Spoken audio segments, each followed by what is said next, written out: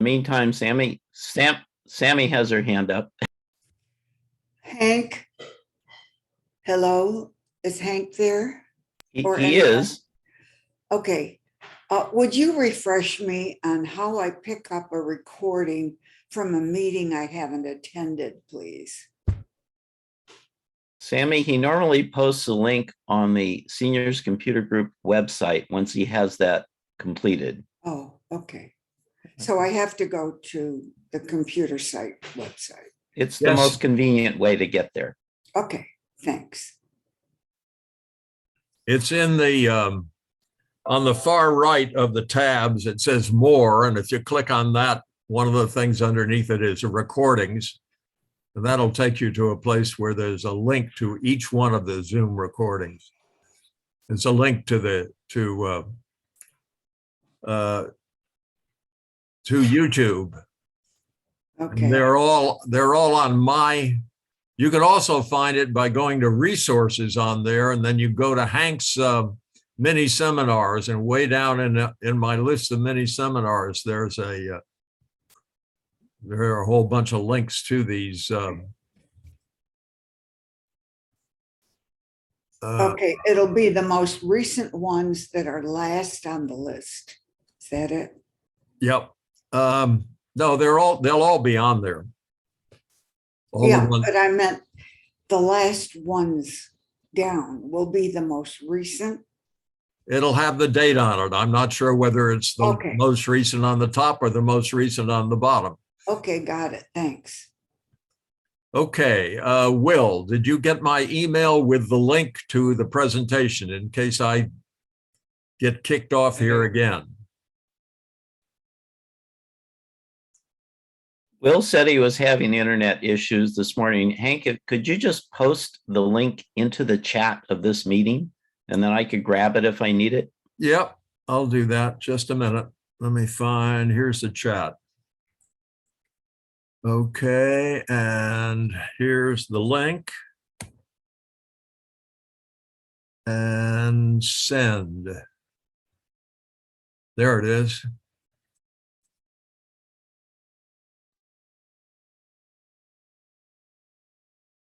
Mary and Ricardo, is this your first time on our Zoom session? There. I got dumped again and I'm back on again. Saul, I think you better, your co-host, you better grab that thing off the chat. I already got it. You want me to, you want me to do a recording also, because I don't know what's going on, if it's kicking you off and on during the recording. Yes, it is. It's kicking the recording on and off. So yes, please do a recording and share your screen and start that YouTube. Okay, I'll go ahead and do that. It's not that wonderful, but it's all I could find.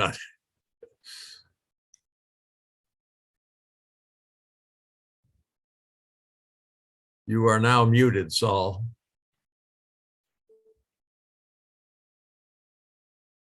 That's okay. I'm setting up the recording.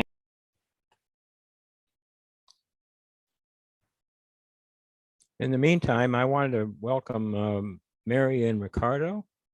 Is this your first time on our Zoom session? Yes, it is.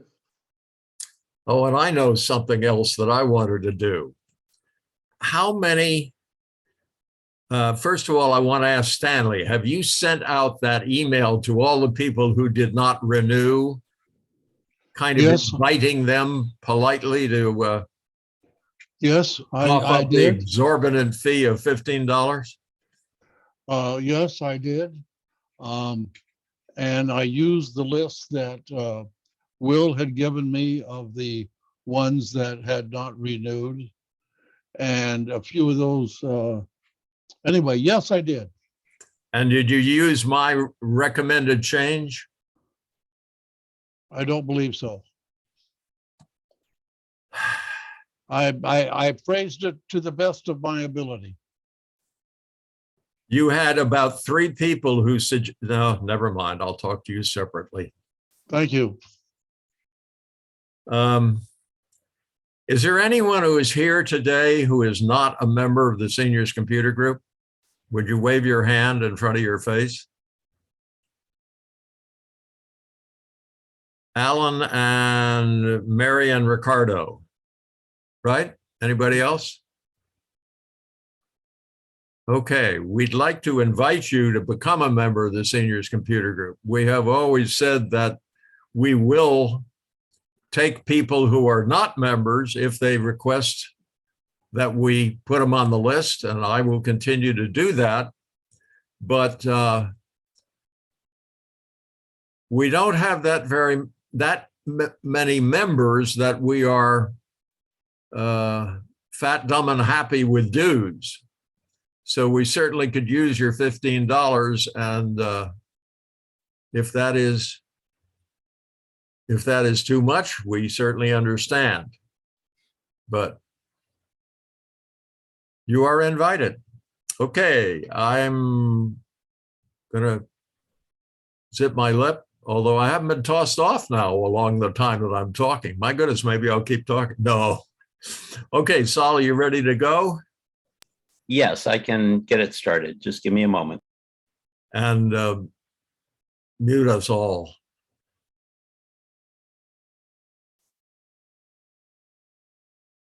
I just did. Thank you.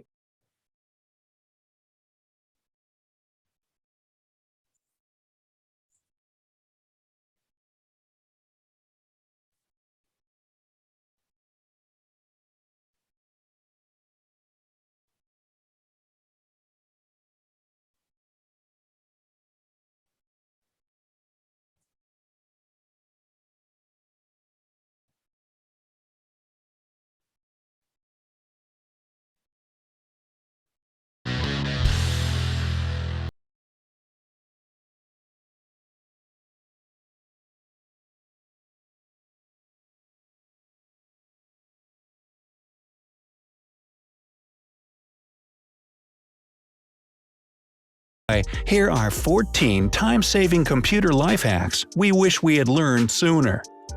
You know, there are 3 types of computer users: the ones who use their mouse, those who use their keyboard, and those who prefer talking to Cortana or Siri. No matter which category you fall into, do you know about these tricks that reveal the unknown possibilities of your computer and give an absolute boost in your productivity and in your security? Keep watching, and be sure to hit subscribe and ring this notification bell to join us on the bright side of life. Here's number 1. Control+T opens a new tab. When you work a lot on your PC and your web browser is your number 1 tool, opening new tabs is an action that you do countless times during the day. Instead of doing it manually with your mouse, you can simply press Control and the letter T, as in toy, and a new tab will open. If you're using a MacBook, you will press Command instead of Control. Number 2. Ask Google about any problem you're facing before going to a PC expert. Most IT problems are simple issues that can easily be resolved by following a few steps. However, most people panic when anything wrong happens and run to the nearest PC expert. Just remember to be cool and slow down. You can type your problem into the Google search bar and read what Microsoft or the various tech forums have to tell you. You'll probably find the solution there and won't need to spend money on an expert. Number 3. For currency conversions, use the Google search bar instead of a calculator. Who needs calculators when you have something as precious as Google? If you're traveling abroad and you need to see how much money you will get with the exchange, you can simply write down the amount of money and the currency where you'll be traveling.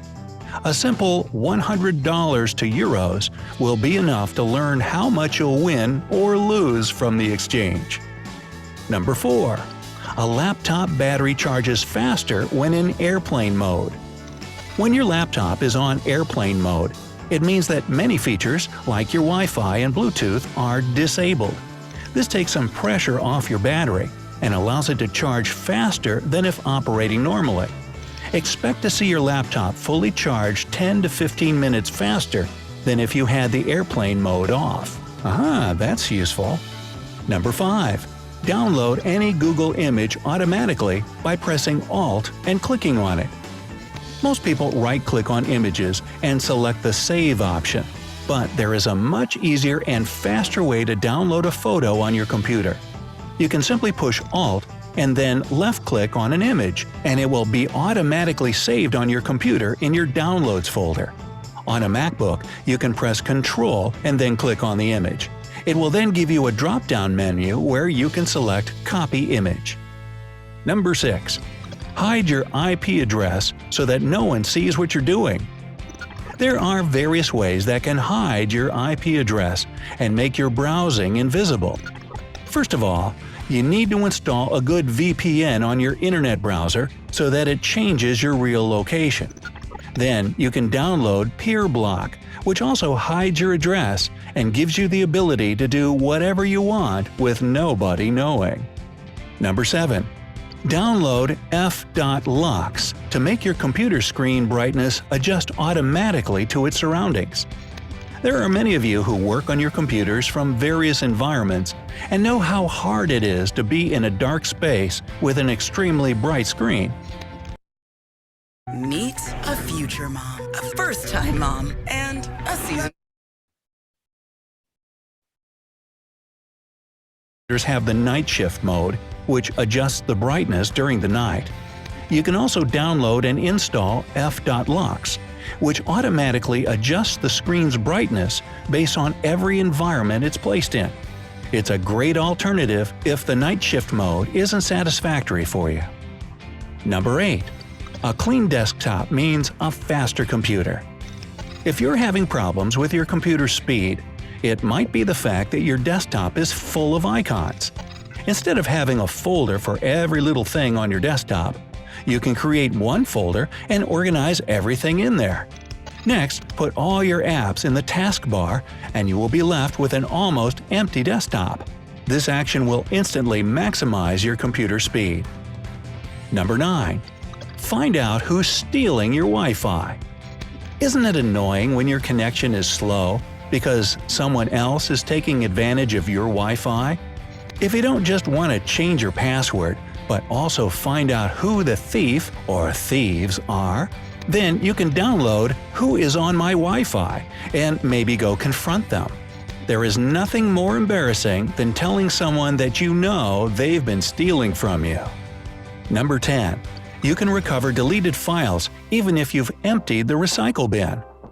Deleting files and then emptying the recycle bin can prove to be very frustrating, since you may realize afterward that in that pile there was a file that you really needed. What you can do is download Recuva, which is the top program to recover permanently deleted files. You just choose what type of file you're looking for, and the program searches everything for you. If it has been a long time since you deleted a file, it's possible that the program won't be able to locate it. Number 11. If you notice these signs, your computer has been hacked. Millions of people get hacked every day, and you might be one of them at some point. Seeing your antivirus being turned off is one of the first serious signs. Also, when you try to log into your computer and suddenly your password doesn't work, this is another serious indication that something is wrong. Lastly, a sure sign that you have been hacked is if you see your cursor moving on its own. In this case, take your laptop to an expert and try to resolve the issue. Number 12. Windows plus C enables you to start talking to Cortana. For users who have bought Microsoft laptops or use PCs with the latest Windows 10 version, Cortana is the digital person that can guide you through anything you need. If you don't know how to perform a certain action or are bored of using the mouse, you can press Windows and the letter C and ask Cortana anything you want. She will ask you questions in order to guide you to the action you need to perform. If, on the other hand, you're using a MacBook, you will need to press Command and then the spacebar in order to start talking to Siri. Number 13. Control plus Q quits your web browser. Another tremendously useful shortcut is the one that exits your web browser. In this case, you press Control and then the letter Q. Once again, if you are using a MacBook, you use the Command button instead of the Control button. This way, everything happens a bit faster. Number 14. Control plus I turns the text style into italics.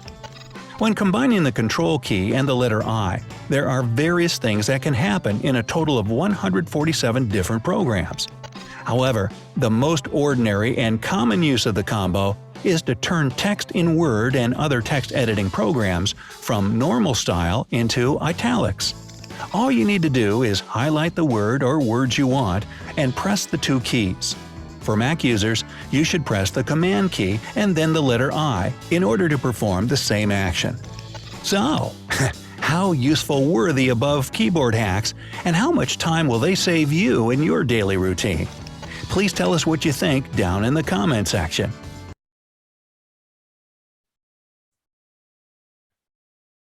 Thank you, Saul.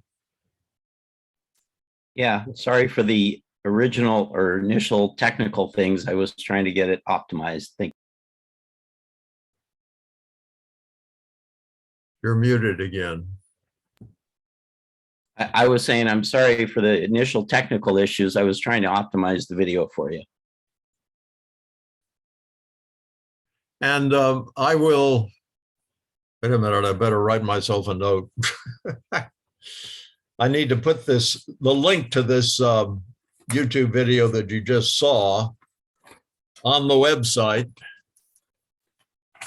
so that if somebody wants to see it again, they can. There we go. Link to YouTube. 14, etc. Okay.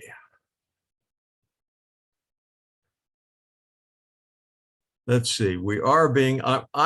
It'll be interesting to see what I get in the way of this recording. You're recording it also, Saul, on your computer, right?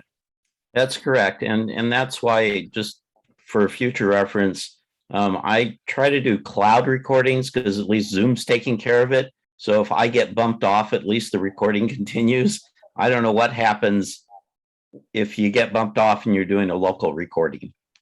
I don't either, but I think I'm going to find out this week. So Grace has her hand up. Grace, is this a question having to do with what happened today, or are we beginning Q&A? No, this is a question about what we just saw. Okay. Hide, number 6 was hide IP address. I need more information on that. I didn't understand that. It went very fast. I don't remember what you're talking about. Say it again. Hide IP address. Oh, hide your IP address. Yes. I didn't understand that any more than you did. Who wants to wave their hand and say they can talk about it? Mel. Ross has. Or Ross. Let's go with Ross. You're muted, Ross. Mel can go ahead with that.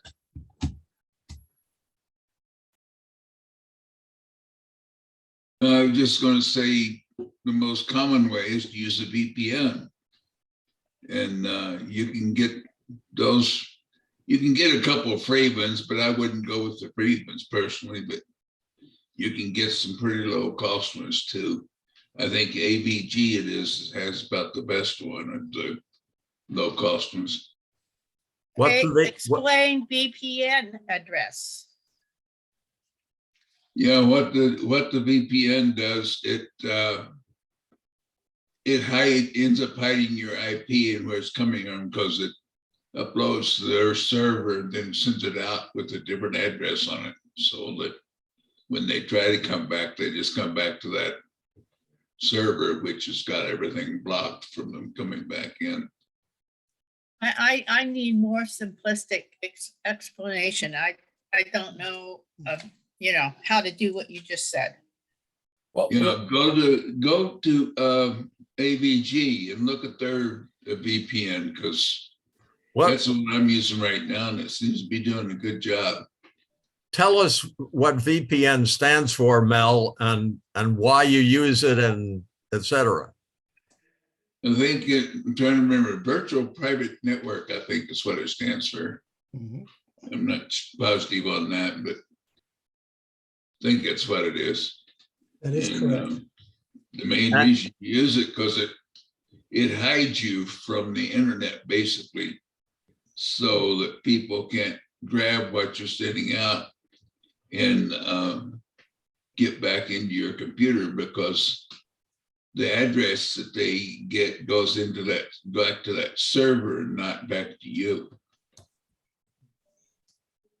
So if I can just talk to that very, very briefly, what it does is any traffic that you have that you want to go out to some other website, what it does is it first makes a private tunnel. Basically, that's what the private part of it, and it goes over to one of their servers, and their servers then goes out to the network, or it goes out to the internet, gets the data, and then packages up and sends it to you back on there. So as far as the outside world is concerned, the only thing that went out anywhere is their server.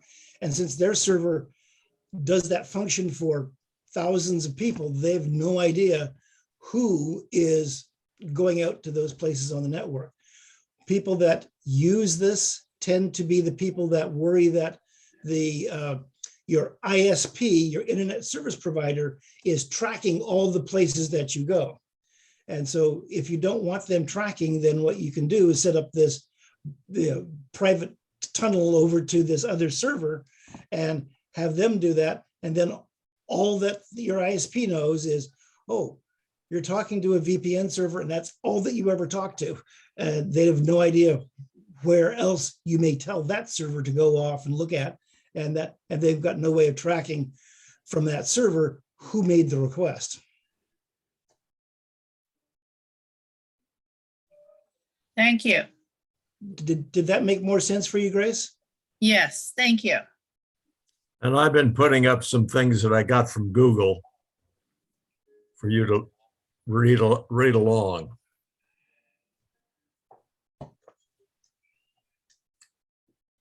Okay, Grace Johnson. I think she's finished. You might move on to Dan. Yes. Some browsers have a confidential mode or whatever they call it. So depending on what browser you use, they can or cannot see your address. Dan, actually, I'd like to sort of say that the confidential modes on your browser means that your browser does not track where you have been. That does not prevent your internet service provider from tracking where you're going. And that's the thing that the VPN actually takes care of. You can still go into anonymous mode on your browser, and it's not going to take any cookies. There's going to be nothing left from your session that allows them session cookies they can track you with. But that doesn't stop the ISP from noticing which sites you go to.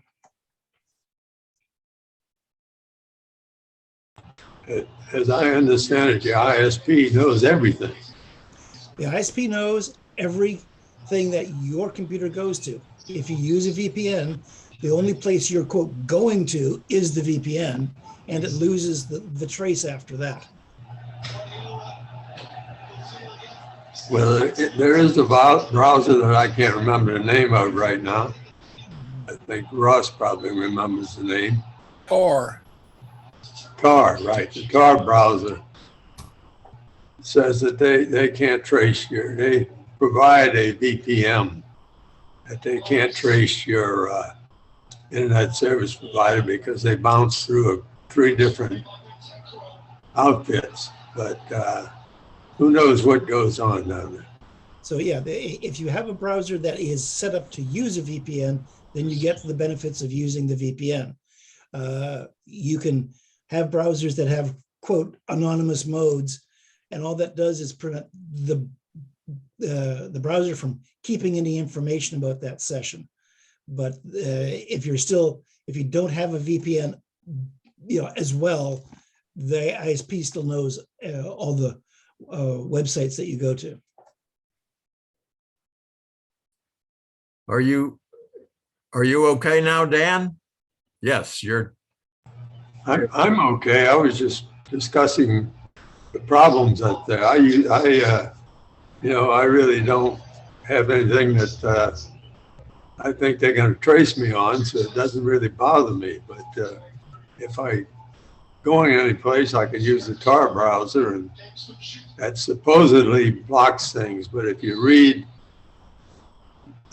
different opinions from different people, I don't think you can really block anything. I think I was going to say one more thing. The other thing that some people use VPNs for is to make it look like your connection is coming from a different country. And the reason you might want to do that is some countries have some of their sites, like the BBC is the big one, that are only, quote, free if you're coming from a place inside their country. So if you're here in the United States, you want to get to play the BBC iPlayer. If it sees the IP address is not in England or Britain, it will not stream the content. So if you get a VPN and then the server that you connect to is in England, it looks like the connection is from England, and it allows you to stream through that way. And that's one of the other things that some people use the virtual private networks to achieve. I think that a lot of people who are doing various things in order to hide their past usage are very likely just trying to avoid the ability of someone to walk in and look in your computer and see the history of your browsing. If you don't want your wife to know that you're going to an internet dating site, you need to hide the history of your browsing on the browser where you go to the internet dating site. And you can do that on most browsers without going to a VPN. Yeah, and that's what I said. If you, the private mode or incognito mode just prevents the browser from keeping any of the history of those sessions. Yeah. Okay, Stanley, you're up.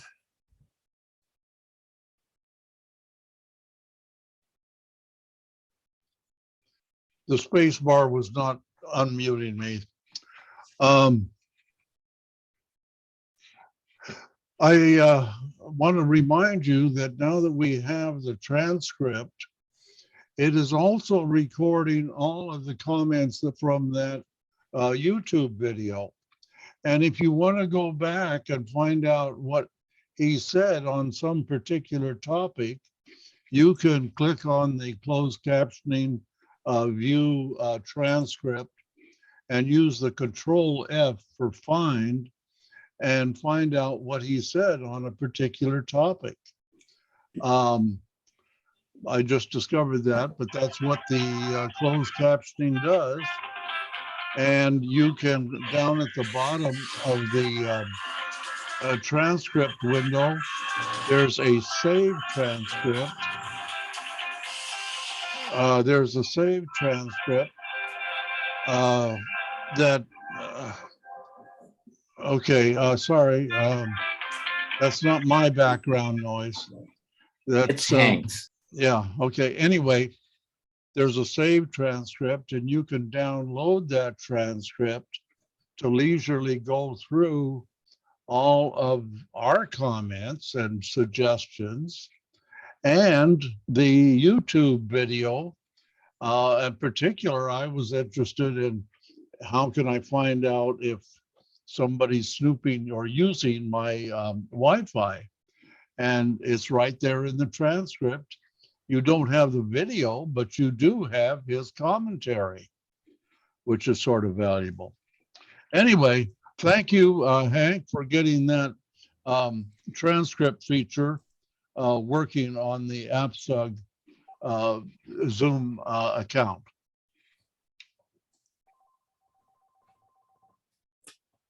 Hello? Yes. Why don't you go ahead, Sammy, while Hank's talking on his phone? Are we at Q&A yet? Is that what we're on or no? I'm not sure. What do you think, Will? Is Will with us still? Anybody? I would offer the opinion that we are on Q&A. We are, okay. I have had OnStar in my car for umpteen years with a separate phone line that comes directly into the car. They have now discontinued that. I can't have that anymore. And all they told me was just use Bluetooth. So on my phone, do I just in the settings go on Bluetooth? How do I do that? It depends on what service you're looking for. What is it you're wanting to have that OnStar used to give you? Well, OnStar won't allow it anymore. I understand that. I have the service of OnStar, but not with the phone. The service of OnStar. Maybe I could just clarify, Ross. Was it that OnStar provided a separate cell phone to you before, and they're discontinuing the cell phone service? It's a built-in in the car. Right. Using 3G, and they're turning 3G off, and that's why they don't offer anything more. Right. So I would first of all think that you shouldn't be paying OnStar for anything anymore, because I don't know how you would get that service. But what things did you want to have in your car already that you have now with OnStar? Yeah. Okay, I understand that part. I'm just concerned about using the phone. That's all. Your cell phone you're concerned My about cell using? phone. It's the only source I have now. Okay, and what is it you're concerned about using? That I have the proper settings in it. Well, if it's an iPhone. Yes, I understand that. So the iPhone sends and receives calls, it sends and receives texts. You can use it for email. And if it does those things, then it's configured correctly. Okay. It doesn't have anything to do whether you're using it in the phone or in your house or anywhere else. There's nothing you need to do additional with the iPhone if you're going to use it in your car. Okay, and what about hands-free? Then you just put, so if you're on the phone, then you just put speaker, and then it would be working.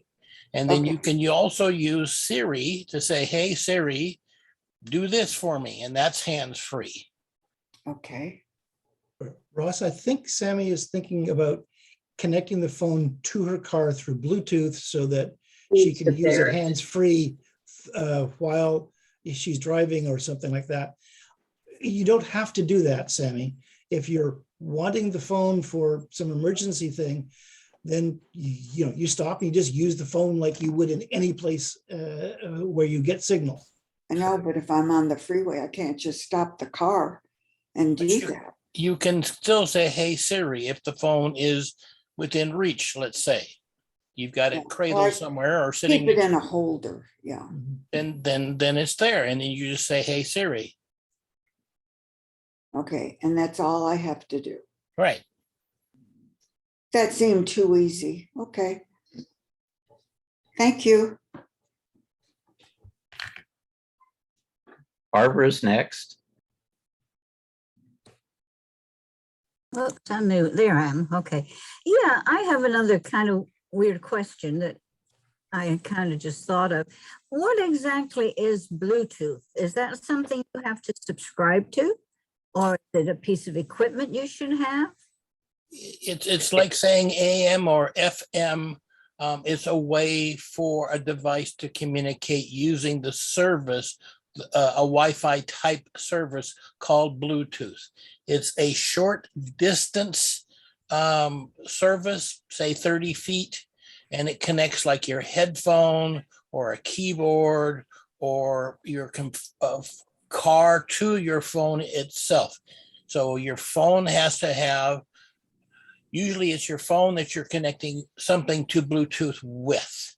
And then you would turn Bluetooth on the phone, and then you pair, you say, your headphones that you would get. So you could have your earphones paired to your phone, cell phone, through Bluetooth. Okay, but is that a piece of equipment you need to have?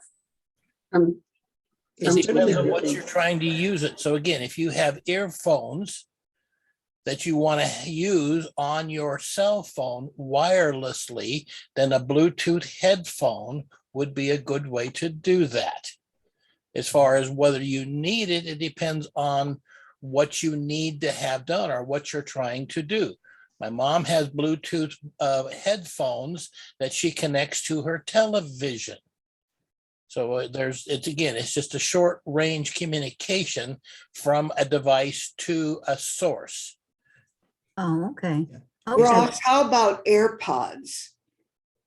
So those are earphones. It's called earphones? Okay. Well, Okay. AirPods are earphones. Okay. So they are communicating to your iPhone via Bluetooth. Okay. All right. Like Ross said at the very beginning, like AM or FM, you could think of Wi-Fi as FM and Bluetooth as AM. They're both radios, they both work. It's just a different signaling mechanism that they use. Okay, so all I have to do is tap the AirPod to connect it, right? I would Google, say, how do I connect my AirPods to my iPhone? It'll give you procedures step by step by step. Say, do this, do this, do this. Okay. And then, yes, it would involve turning Bluetooth on your phone, and then you have to find under settings, Bluetooth, and then find where it says pairing. And then it says, let me go out there and look and see what Bluetooth devices I can find. Then you have to choose from that list, just like you would if you were trying to choose which Wi-Fi to connect to, and it should show you your AirPods, and then you connect to those, and it should work. Thank you. And Sammy, the term that we use with Bluetooth is called pairing, which makes, and so how do I pair my AirPods to my iPhone? Okay, I think I've done that before, but I haven't done it in a while. So, Barbara, are you satisfied? I've just got another comment. I would like to thank you, Hank, and Saul for getting back to me on my problem last week with my LibreOffice not printing the zeros. I haven't had time to check it further with Libre, but I did download my program into Excel, and I was able to print the zeros that way. So my immediate problem was solved. So thank you, both of you. And Barbara, just to follow up on that, I know in your email that you sent me, you said, well, I have Windows, I don't have a Mac. It doesn't matter. LibreOffice is cross-platform, and what I told you will work on Windows or Mac. It's a setting within LibreOffice. It should be the same in either case. Okay, I'll go back and check your email and make sure I tried it. Thanks, Saul. And that's a good comment for everyone. If you want to have an equivalent to Microsoft Office, Word, Excel, and all the other stuff that goes with that, just Google and download LibreOffice, Libre. That's Spanish for free. Maybe it's French also, I'm not sure. LibreOffice, and you will find yourself with a full set of Word documents or of word processing documents and spreadsheet capabilities and other things. It's an Office suite that's compatible with Microsoft Office, but it's free. And it's cross-platform. Linux, Windows, Mac, works in Mac. all of them, okay? And every now and then you can do something in there that you either can't do or you have fumble fingered or not. You've lost touch with Microsoft Office, and if you do, you can go over and do it in LibreOffice, and it might be easier. Miriam. Hi, I'm coming back to Sammy's problem. It wasn't clear to me that she ever paired her cell phone with her car. That's the first thing she has to do. And then you can make phone calls. David's saying no. You don't need to do that. The only thing that pairing it with your car does is allows you to use your car's microphones and speakers. Whereas if you just put it up in a little cradle, then you can use the phone's microphone and speakers. That's true. That's true. But if her car is relatively new, then it's very nice to have the two paired, because then when the phone rings, the radio stops and you can talk to it. Yeah, there are some advantages. Now, there's it's not one other necessary. device. Excuse me? Yeah, there are some advantages. It's just not necessary. Okay. I wanted to report about another device that uses Bluetooth that I am enjoying so much. I got hearing aids, and I am now Bluetoothing with my phone. When I go for a walk, I set it to Sirius Radio, and the music comes directly into my ears. So it's another Bluetooth use. So, Amen to that. So your earphones, your hearing aid are basically the same thing as the AirPod or other earphone. Right. It's just another way to get the information from that device into your phone, or so that you can hear it. Right. And I will bet that I was using Bluetooth long before I ever heard the word, back at the Wesley Palms when we used to meet there, and we had an audio system which spoke. But I discovered that if I pushed a certain button on my hearing aid's remote, I would get the sound that was coming through the speakers, which was kind of muffled when I didn't do this. But if I pushed the remote on my hearing aids just right, I got the direct sound from the Wesley Palms Woodbury, what's it called? Woodbury Hall sound system directly into my hearing aids. And that made life a lot easier. And I'll bet you I was using Bluetooth way back then when I'd never heard the word. Okay, who's up? Stanley. Thank you. Thank you, Hank. I was, just as I concluded my comments on the transcript, it stopped right at 11 o'clock. And my transcript window is now vacant. And I don't know whether the Zoom gods or something stopped the transcript, but are other people seeing the transcript and I'm the only one that is not seeing the transcript? Works on mine. Stan, it is still running on mine. Oh, wow. Okay, well, something happened to mine. Oh, close it and open it up again. A transcript or the full Zoom? transcript. Live transcript. Yeah, I did that. I closed full transcript. Full transcript is now closed. Closed captioning is continuing to run. Now, if I open up view full transcript, it is still blank and it is not writing down my words. So go back and turn off and back on the closed captioning, because if it's not closed captioning, then it's not being recorded into the transcript. Actually, the meeting transcript will run regardless of anybody using it or not, as long as it's enabled by the host. And so it doesn't require anybody to actually be utilizing the closed captioning or viewing the full transcript. Zoom will record the whole thing as long as the host enables it at the beginning of the meeting.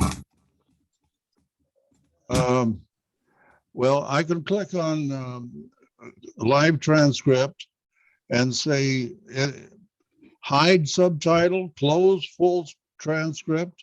I could close full transcript and open it up again, but that's the only way I see to get it, but it is blank. But I had previously clicked on save transcript and I looked at that file and it went right up to 11 a.m. and then stopped. Is your meeting scheduled to finish at 11? Other people are seeing the transcript. And so it's still working. It just doesn't work for me. And I'm using, I just signed in to Zoom by the message. I didn't sign in using my own copy of Zoom. Well, maybe I did. I don't know how that works. But I just clicked on the link to get into this meeting. Yeah. Stanley, I have one thought. The only thing that I've heard that you did that I don't think anyone else has done is you tried to save the transcript. It may have stopped when you said save the transcript. That doesn't happen normally with Zoom, David. Okay. I'm just letting you know. You can save it 14 times during the meeting. It still keeps running. It's running regardless of anybody even using it, as long as it's enabled at the beginning. The only question I would have is if someone other than myself or Hank is able to go to the live transcript button, and if they're not currently doing it, click on view full transcript. And if they can see my words as I'm speaking them right now, let Stan know, because I am a co-host and the APCUG Zoom account may be treating me differently than non-hosts and co-hosts. And I can see that as you speak, and I can see it. So it is strictly a Stan issue. Yeah, I agree. It's a Stan issue. But curiously, I just went to the save transcript and it is continually updating and has dialogue up to 11:25, which is the current time. So it is being saved. It is not being displayed on my Zoom window. Stan, you know that's a scrollable window. Could you be scrolled somewhere where you don't see any text, but it's elsewhere in that pane? I could go to a full page. I could. No, I'm just saying, you know, it's a scrollable pane just like chat is. And if it's, you know, scrolling beyond the height of the pane, maybe you're in a part of it that's blank because it's just not where the words are.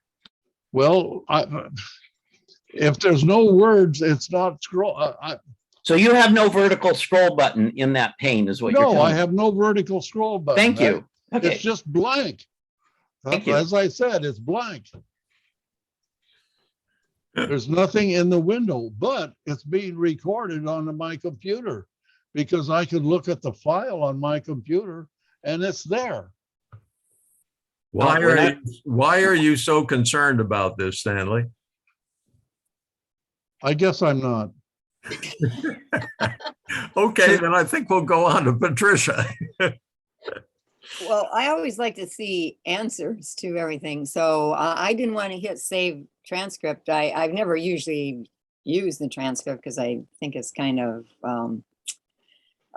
distracting. But anyway, my question, actually I have two questions now, and maybe we could do a seminar on the Bluetooth thing because I know I have it on my car, but I've never really used it.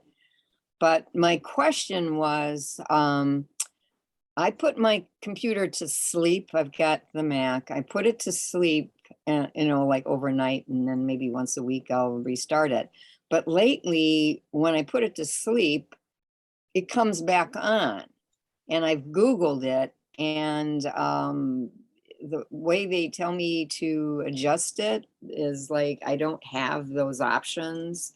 So I was wondering if anybody has had that problem and what do they do about it? But, you know, I got up in the middle of the night and the room is all lit up and the thing had popped up in the middle of the night. So I'm not sure. One of the Google suggestions was to turn the thing off. And, but, you know, the directions weren't, you know, I couldn't. I don't have an answer to your question, but I have a suggestion. Instead of putting it to sleep at night, put it into hibernate. She doesn't, it's a Mac. She doesn't have a Oh, hybrid. sorry.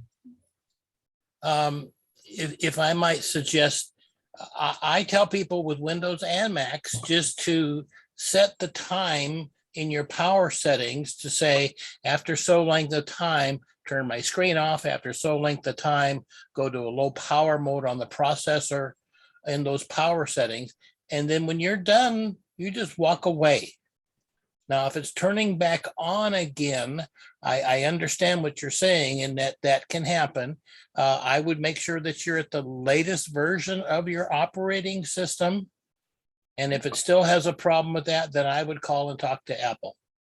Okay, yeah, that was one of the other suggestions that they suggested, but it was a little confusing because I could shut it off, but there was something about turning it on that was a little bit iffy, so I didn't want to try that, but maybe I'll try it anyway. Okay, and then my second question just popped up with the in the chat window. How do I just want to copy the that website, but I put up pages and notes and tried to just copy and paste, and it won't paste. So, and I know at one point in time somebody had said that there's these three thing on the bottom, those three dots or whatever on the bottom, but I don't have that. So what is a good way? I mean, I just hand scribbled it, but what's a good way to save just like one item in the chat? I don't want to save the whole doggone thing if there's a whole lot of stuff. Pat, can you open up the chat window if it's not already open? Yeah, I got it open. Can you see the item you want to copy? Yeah, and it's highlighted. Can you put your mouse? Is it the YouTube? Excuse me, Hank, could you just let me finish? I'm sorry, but can you hover your mouse pointer over the item you want to copy? Yeah, I got it. Okay. Do you see three dots to the right of that? No, there's something off to the left that looks like it says APCUG, but I'd have to get a magnifying glass to see that. Over the URL that you were talking about, when you hover your mouse pointer over it, you should see three horizontal dots to the right of it. If you're not hovering over it. Well, okay, well, I'm hovering over it, and now it's the little finger and the arrow is going back and forth between the little finger and the arrow. The way it should work is when you hover over it, three dots, horizontal dots should show up to the right of it. And when you click on that, there is a copy choice, and that will copy whatever that content is to your clipboard, and then you could paste it somewhere else. Okay, well, yeah. Is this a Mac one or a PC one? Either. Either. Well, I clicked on Zoom it. is Zoom. Well, actually, I clicked on something or other, and I came out with the 14 computer chips. But I have to, and so I can kind of Introducing Avast One, a free all-in-one digital privacy and security service that helps you to feel safe online. Its award-winning antivirus helps guard you from malware and ransomware, and it even protects your... I muted you, Pat, so you can unmute yourself again. I was just trying to keep the sound of the video from coming through to everybody.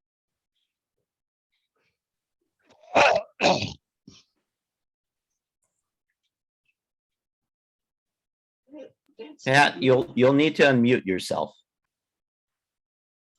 There's the, okay. So yeah, well, actually what happened is I clicked on it. I always try clicking just in case. And I came up with that, with that program on YouTube, but I don't really want.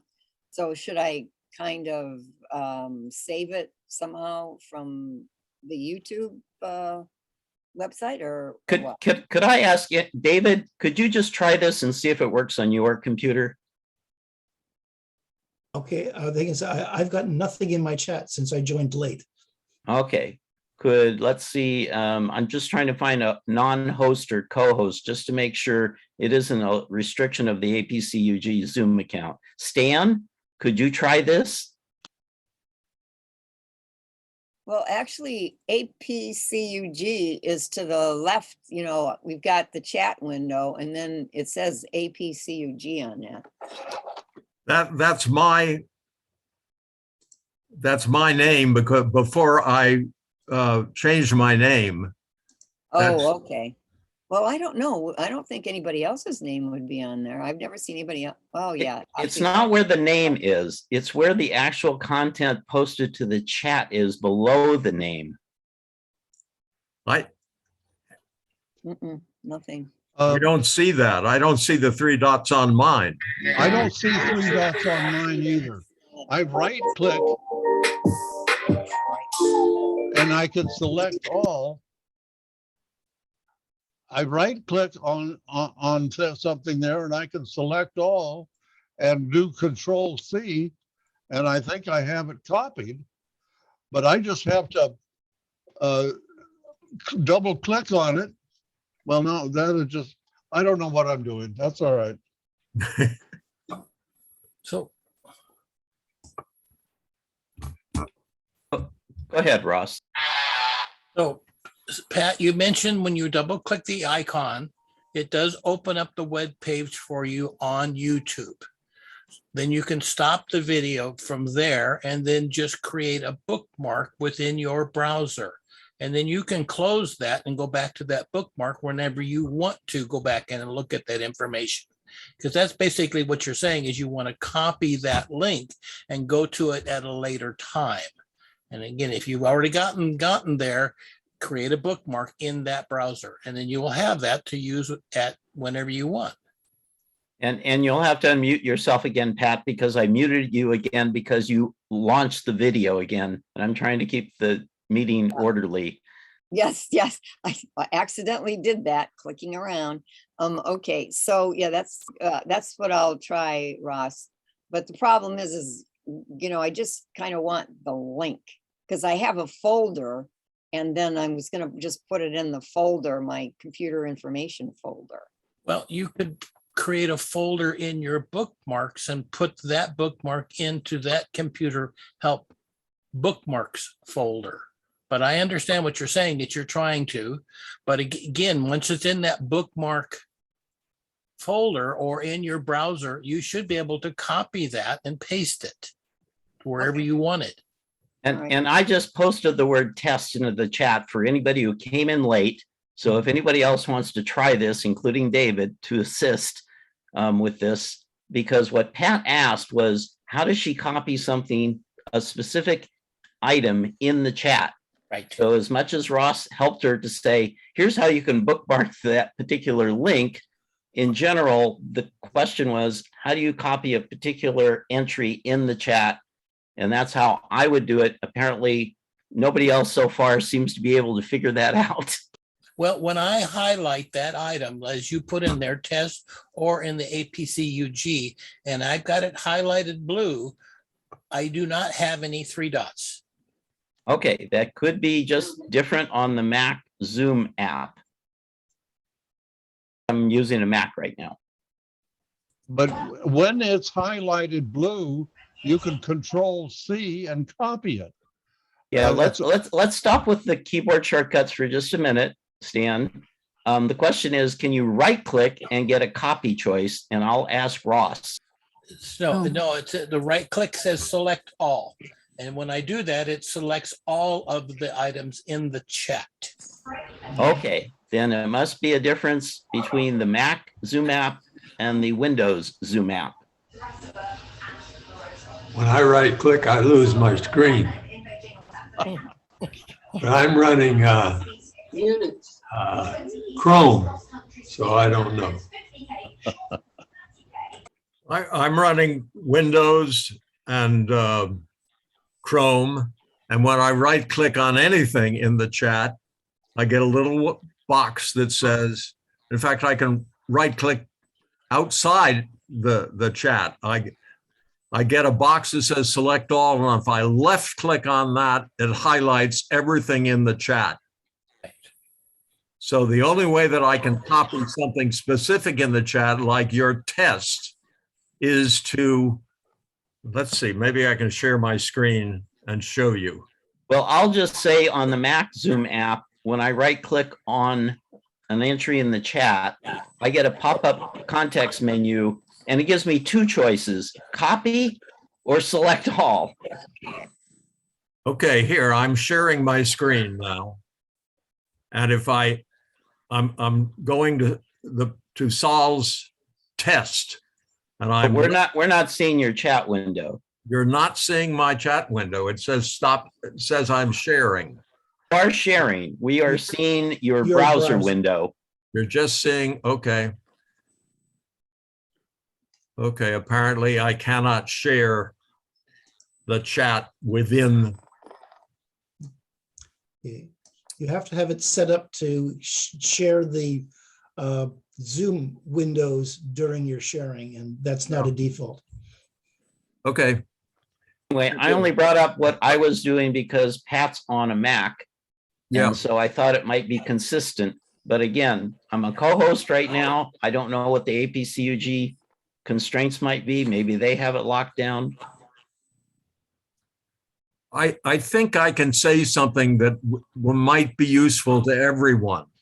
If you want to copy something that has been put in the chat, if it is indicated that it is a link by having the letters in it colored blue, then you could left click on it. Maybe you'll have to left click twice, double click, and that should start it in your computer, whatever it is. If it's a YouTube video, your YouTube video will run in your browser. And that means you'll have to stop looking at Zoom and go to the YouTube browser. And when you get there, you should be able to copy the link up in your browser URL box and put that anywhere you want in your computer for later. That's one way to copying something that is a link in the chat. If it is not a link in the chat, you have to do the standard copy thing, which is even the standard copy is not working on the chat, and it may be an APCUG setting, but I don't get the ability. I can left click on it or right click on it, get it selected, and I can select all, but there's no copy, and Control C doesn't seem to do it either. Are you sure that you cannot drag with your left mouse button, drag your cursor across the words TEST, and that does not highlight it, and therefore you cannot copy it? No, it does. It's all highlighted. There's just no copy command. There's no copy. There's no, I can't, once it's there, I can left click it, I can right click it. The one thing I can do is select, but there's no copy. Well, the funny thing is in the beginning, I could highlight it and then I just, copy C and then paste, Command V, and that didn't work. That's why I asked. But now when I go back, I can't highlight it at all. It just pops up, but it doesn't, nothing happens with it. Okay, I don't want to belabor this and we'll move on to Fran in a moment, but David, could you try one thing for me? Sure. Could you open up the view, the full transcript pane? Okay, the view full transcript, yep. And go into that pane and see if you can select something like you would with a mouse to highlight it and right click and see if you get a copy choice. Okay.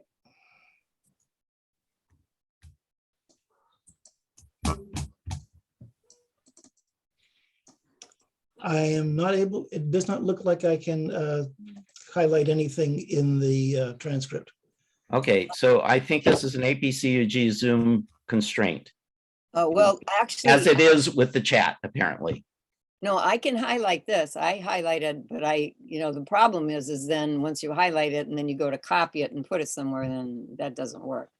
That's my point, is that it's the copy that's not letting you do that. Okay, because that can be controlled by the host's Zoom account.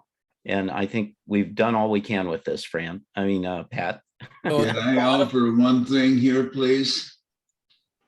The real simple answer, at least for me on the PC, is you open the chat box, you go in there, you highlight that link. You just muted yourself, Mel. We can't hear you. Oh, sorry. You highlight that link, Control C, then you go to another, try it on this session, Mel. Browser, and you put Control B in there. You just muted yourself again, Mel. Very straightforward, just like you would do it in a Word document or whatever else you're working on. Just straightforward copy. Mel, try that in this particular session because it doesn't seem to be working in this session. Yeah, that's why I asked, because that's what I was doing. I'd like to make Working it. fine for me. Oh, yeah, no, not me. I wish it did. Makes it simple. I'd like to make a comment. Let me go back to the Zoom screen. I don't think I can show you this, but let me tell you what I just did and what happened. I went to the chat window. On the chat window, there is a reply from AI, whoever that is, that says, "Got it." I dragged across "got it" with my left mouse button, and that highlighted GOT space IT. I then right-clicked on that highlighted space, and I get two windows. One says select all, the other says copy. I clicked copy, and then I went to my Word document. I got out of Zoom and went to the Word document and pasted it there. So on a PC, you can highlight something in the chat window, right click on it and select copy. And Hank, that would be true if everybody else in here was a host or co-host, but they're not. And it doesn't work for them. Well, wait a second, Saul. No, Has someone who is on a PC tried that? That's what I just asked David and other people to do.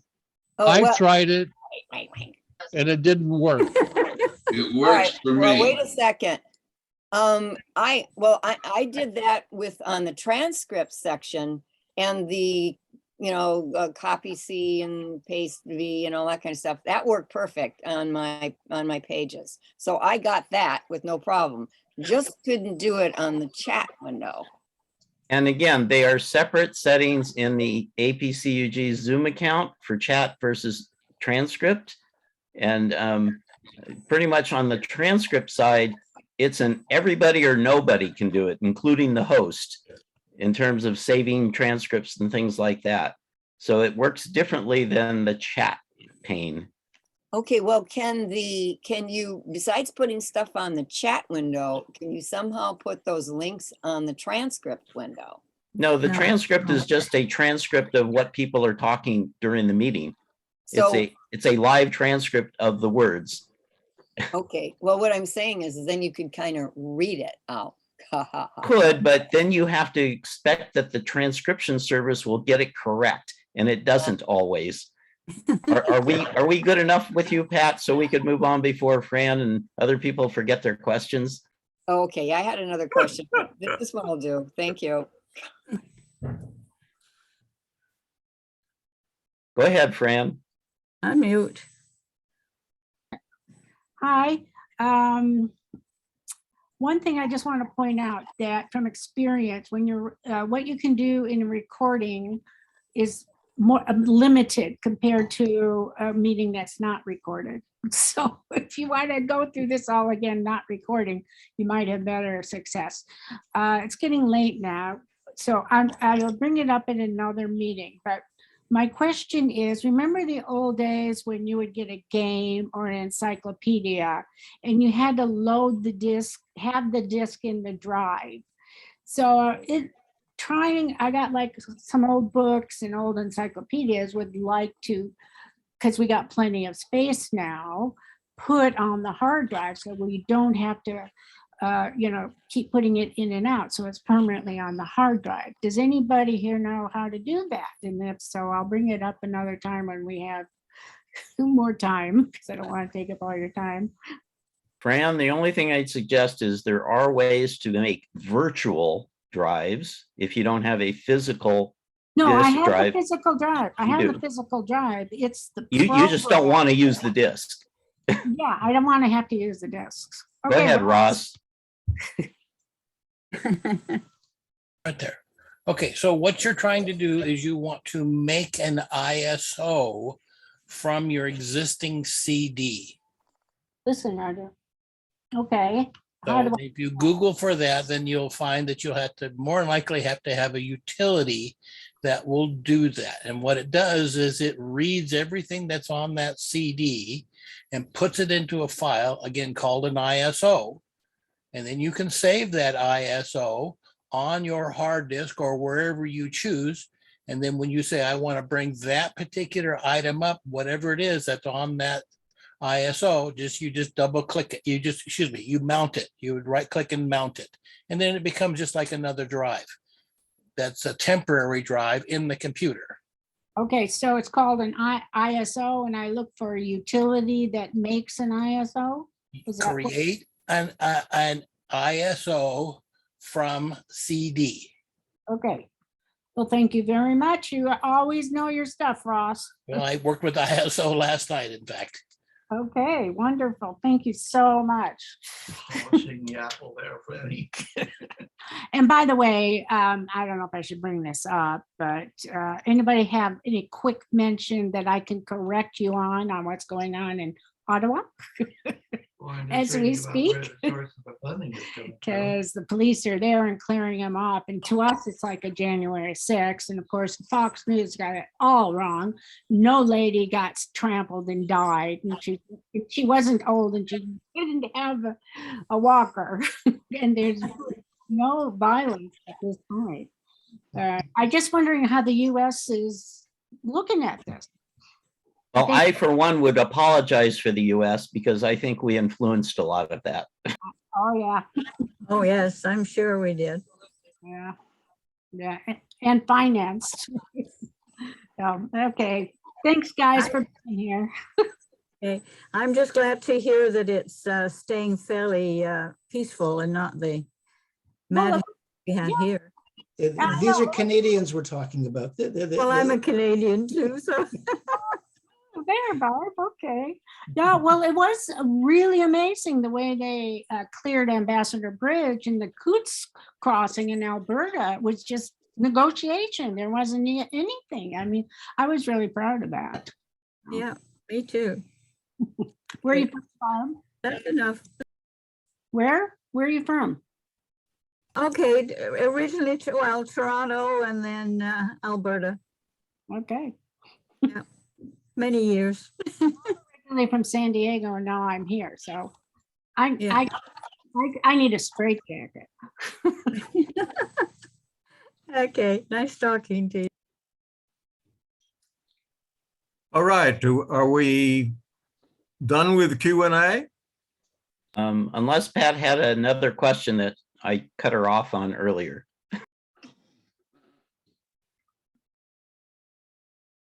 See, Fran has her hand up. I think that's just left over. Yep. Patricia? Do you have something more you want to say? There he is. I haven't Googled this, but I kind of broke my right wrist. And so my mouse has always been annoying with the right, but now with the left, it seems like the little mouse arrow goes all over the place. I'm wondering if anybody has a quick fix for that, or what am I doing wrong? I don't want to switch sides. I just want to use it with my left hand. That's all. But you know how, you've got an arrow here on the far left and you move it an inch and it's over on the far right and so forth. Is there any quick fix to that, or? Well, there are adjustments under the under the Apple and system preferences.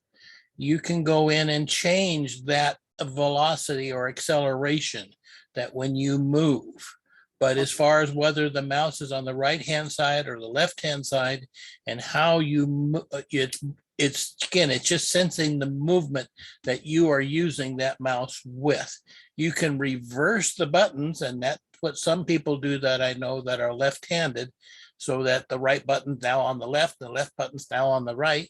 So you can, use the first two fingers the same way. on your left hand versus the right hand. But as far as the mouse moving, that's my guess is that you are just moving it differently than you used to move it.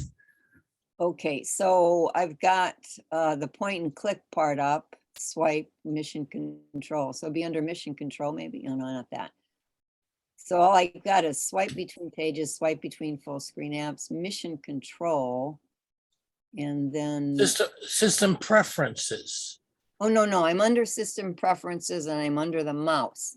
And so I'm just looking at, I thought I went through and looked at this, but I couldn't. Okay. find out.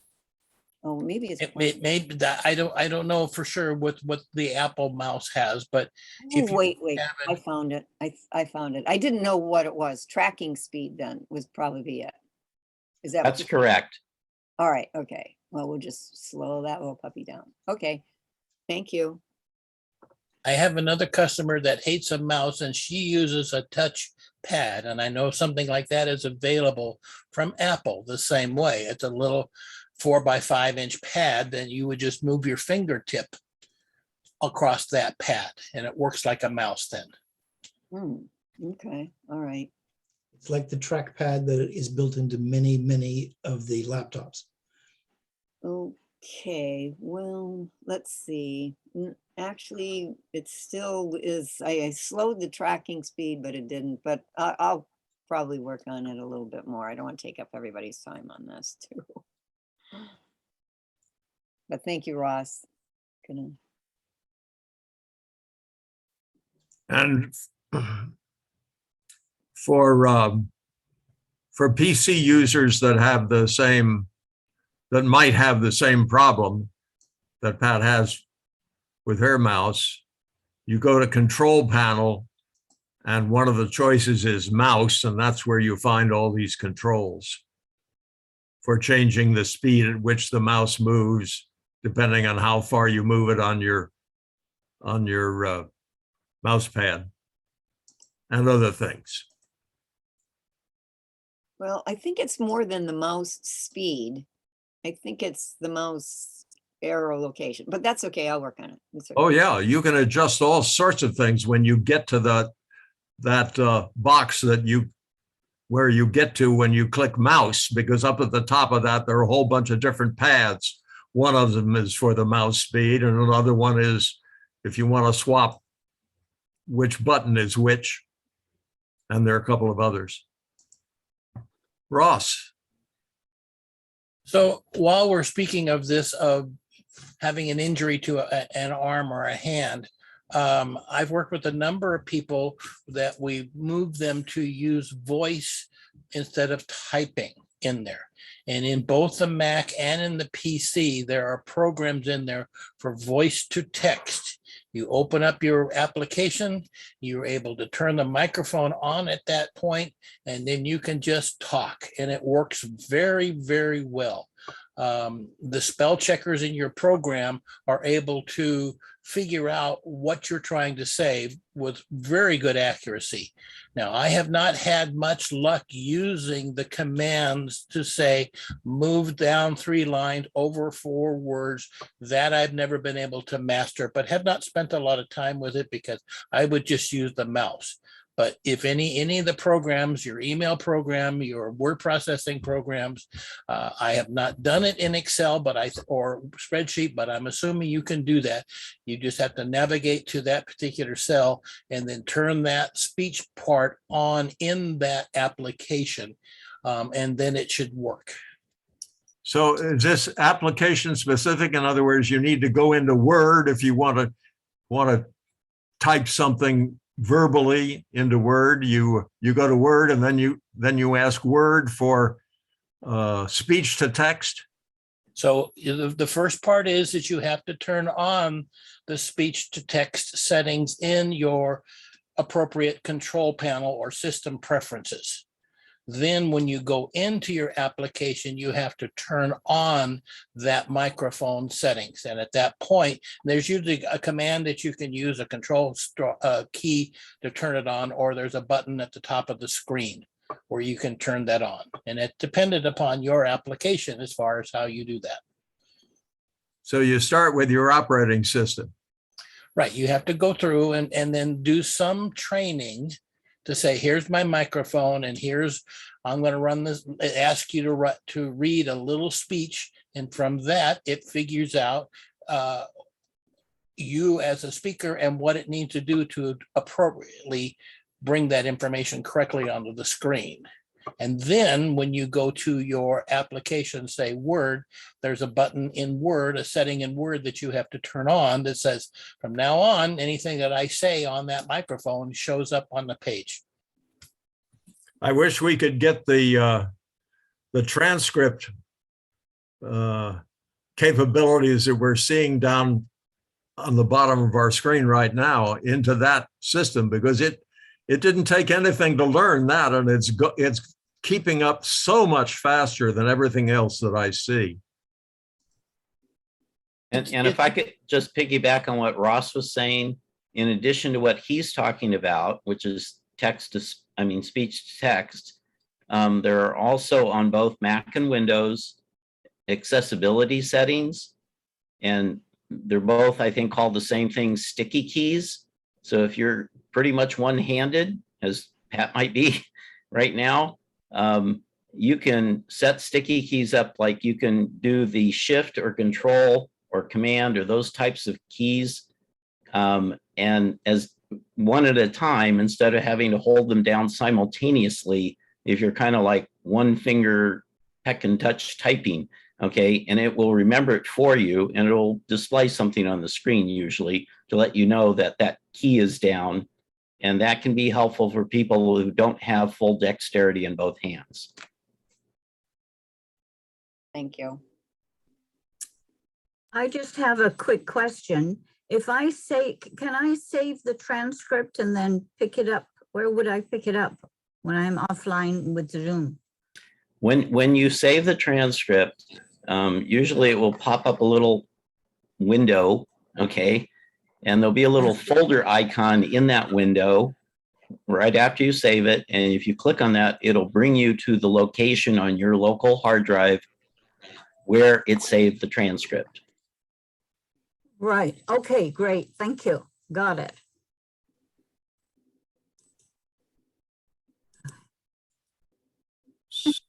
Did I see somebody waving a hand? Somebody was getting in on Fran's video tile. Oh, yeah. Okay, I think we're done. I think we're done for the morning. It's been an hour and a half, which is about what we usually do. And I will get the recording of this whole thing up sometime later today. It takes a while for the system to transcribe the whole thing after I end the meeting, which I am now going to do, and bid you all. Thank you, everyone. Thank you, everybody. I will hang on if you want to chat with me. Thanks. Stanley would like to talk with you. With me? Yes. Oh. You expressed interest in talking about something at the beginning of the meeting. Okay. Everybody else, please go away. Oh, well, thank you. Individually. So that Stanley and I are the only two left on here. Well, see, I have to get my mouse to go down to the leaves section. See, that's the problem. See, it's not the velocity so much as it's like, it's way up there. Now I got it to go way down here somehow. Well, maybe I can just X out of it. That'd be easier. Leave meeting.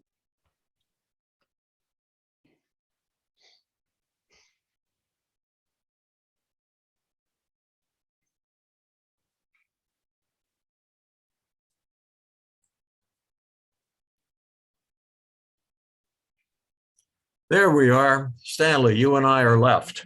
Yes. Okay, you want me to say what I started to say and quit? Yes. When you sent out the proposed message you were going to send to all the people that had not renewed, I sent you and everybody else on the board a suggestion to change what you sent, because you made it very, very easy for people to just not pay the dues and continue to come to the meetings, the Zoom meetings. And I suggested something that would make it a little more uncomfortable them to do that. And 3 other people on the board sent a message to you saying, I agree with Hank, please do that. My apologies. Okay. And I think I can show you what I finally sent if you're interested. Yes, I am. Okay. Why don't you send me an email saying that, and I'll send you what I said. And I think maybe it would be appropriate to wait maybe a month and then have you send another message asking them if they really don't want to continue to be a full-fledged member. All right. I'm thinking of those that are not members, that we start aging them out after 6 months or so, and just say, look, we're not going to give you the reminders. If you really want to go back and sign in, you can come in on your previous messages, but we're not going to send you the reminders. And if we stop sending them the reminders, perhaps they'll get the hint.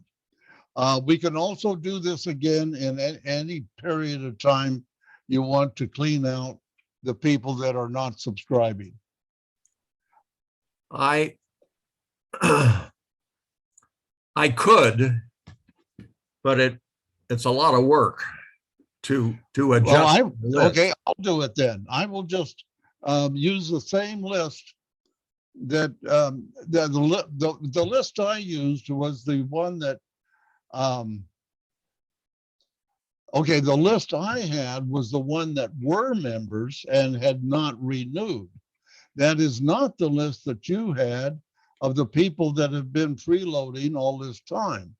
And we have always told people who live at Wesley Palms, for example, that they can join the Zoom meeting just because. Yes. And Wesley Palms tells them to contact us if they'd like to attend these Zoom meetings. I hate to start dropping those people off, and it's hard to keep track of who's where. I would just like to well, let me send you what I sent before, and then you and I talk about this again, huh? Okay, and I will send you what I actually sent out. You actually sent, and I'll send you what, yeah, that's good. I'll send you what I suggested, you send me what you said, and let's talk again later. Okay. I don't think it's time to do, whatever you said, and we'll either get, I don't think we've had any additional members from whatever you said. When did you send it? Let's see. I don't recall, but about 10 days ago. Okay. And that was only to the senior computer group members that have not renewed. I wasn't talking about the freeloaders. I wasn't addressing the freeloaders. And I have occasionally sent a message to the freeloaders or to all those people on that list, which includes old members who didn't renew and people who've, we've even had Judy Tallur who sends messages to everybody all over the country.